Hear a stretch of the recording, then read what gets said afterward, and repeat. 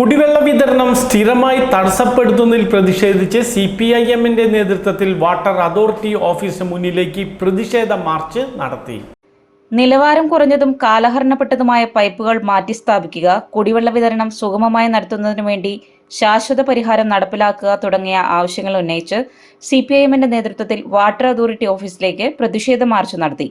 2 മാസത്തിനുള്ളിൽ കുടിവെള്ള പ്രശ്നത്തിന് ശാശ്വത പരിഹാരം കണ്ടെത്താൻ വേണ്ട നടപടികൾ സ്വീകരിക്കുമെന്ന് വാട്ടർ അതോറിറ്റി അധികൃതർ അറിയിച്ചു. അല്ലാത്തപക്ഷം കുടിവെള്ളക്ഷാമം പരിഹരിക്കുന്നതിന് വേണ്ടി CPIMന്റെ നേതൃത്വത്തിൽ സമര പരിപാടികളുമായി മുന്നോട്ടു പോകാൻ തീരുമാനിച്ചു.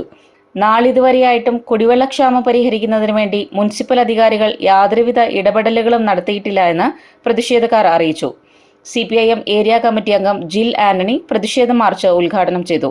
വിആർപുരം north branch secretary Rafi പട്ടത്ത്, DYFI മേഖലാ president Jishnu Velayudhan, Rajeev Thevalil, വിആർപുരം central branch secretary EK Murali, Nitin Satheesan എന്നിവർ സംസാരിച്ചു. വിആർപുരം പ്രദേശത്ത് കുടിവെള്ളം ഇല്ലാത്തതിൻ്റെ ഭാഗമായി വിആർപുരത്തെ CPIMന്റെ നേതൃത്വത്തിലുള്ള പ്രതിഷേധമാണ് ഇപ്പോൾ വാട്ടർ അതോറിറ്റിക്ക് മുമ്പിലും AXയുടെ മുമ്പിലും ഞങ്ങൾ നടത്തിയത്. ഞങ്ങളെ സംബന്ധിച്ച് അവിടുത്തെ ജനങ്ങൾ കുടിവെള്ളമില്ലാതെ വളരെയധികം കഷ്ടപ്പെടുന്ന സ്ഥിതിയിലാണ് ഞങ്ങൾക്ക് ഇങ്ങനെ ഒരു പ്രതിഷേധം നടത്തേണ്ടി വന്നത്. കഴിഞ്ഞ 3 ദിവസമായി അവിടെ കുടിവെള്ളം എത്തിയിട്ടില്ല. അപ്പോൾ അവിടെ ബന്ധപ്പെട്ട മുനിസിപ്പൽ അധികൃതർ അവിടെ കുടിവെള്ളം എത്തിക്കേണ്ട ഉത്തരവാദിത്തം കാണിക്കുന്നുമില്ല. അതിൻ്റെ ഭാഗമായിട്ടാണ് ഞങ്ങൾക്ക് ഇങ്ങനെയുള്ള സമരങ്ങൾ നടത്തേണ്ടി വരുന്നത്. കഴിഞ്ഞ ഓണസമയത്തും നമ്മുടെ കേരളത്തിലെ ഏറ്റവും വലിയ ദേശീയോത്സവമായ ഓണസമയത്ത് പോലും കുടിവെള്ളം എത്താത്തൊരു സ്ഥിതി ഉണ്ടായിരുന്നു.